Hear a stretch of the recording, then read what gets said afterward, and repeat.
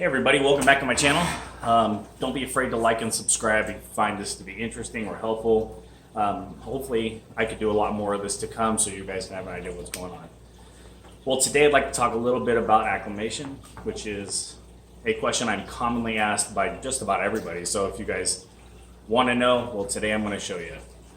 What I like to do is when I buy a fish, float the bag for 10 minutes or so, kind of let the temperature get to about the same degree so that they're, happy with the temperature, because it's important. And then I move the fish to a bucket, cut the bag, dump them in the bucket, and then from there I start a drip acclimation, which is just running an airline hose with a tip so it's adjustable, which I'll show you here in just a second.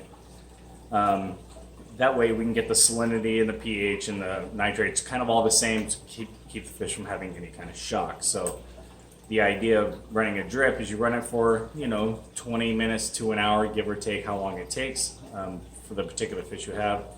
Today I have convict tangs. They're going to take a little longer than I normally would do just because they're a bit more sensitive than what I commonly deal with. So anyways, I'm going to go ahead and show you what I do and then we can discuss it further.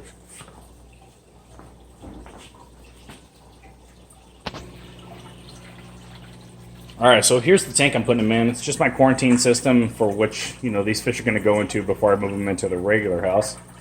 And what I had done is I took a hard airline tube and I held it over the stove and bent it so I could line into the water. So you get this one piece in the water and then the rest coming out. Airline tube.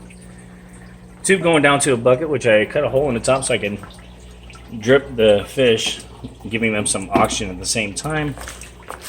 Running about 4 drips per second for these particular convict tangs, which are turning out quite nice. I really like them. Nice little school of these herbivores will help keep the algae out of the tank and look pretty at the same time. So here is the amount of water I'm doing. I don't know if you can see that. See, it's about 4 drips per second. Kind of a little hard to capture on camera, but give you an idea of how much I'm doing.